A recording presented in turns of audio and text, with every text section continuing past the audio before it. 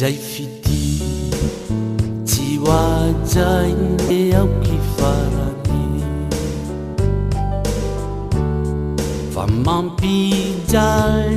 mampitomany mandratra fo tsy lany zara ka omeko ana ny fitiavako adino zay lasiza atriza io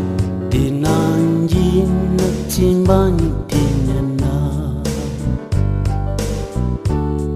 ho fitsapana no nanekeko niarahantsika hoanino fetra ilazako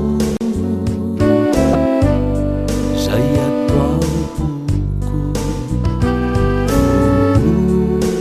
tsy hisintsony zay lasiza mba mivavaha ity zay ho tiavy faniatsika fona ravatre afindray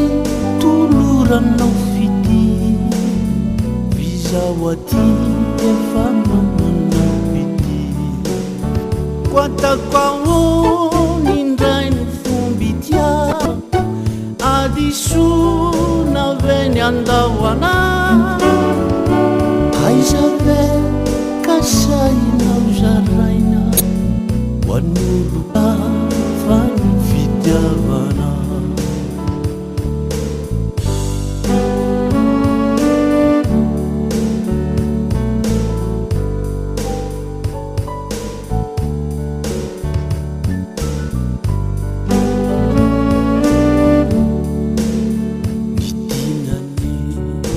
kanata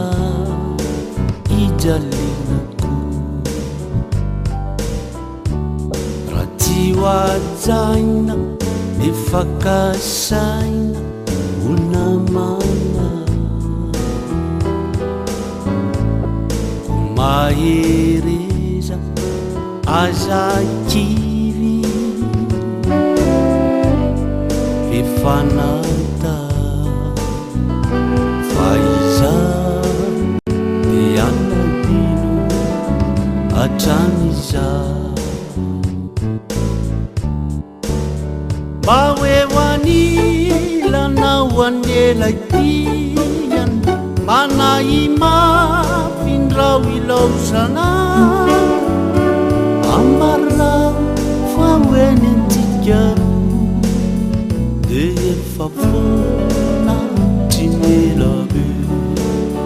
raha sendra mifanojo andalany enisy oloka fanoeny anilako eny aokenao mba tsy ovaky fo fa izy ane lay tikonoiana adino zay lasantsika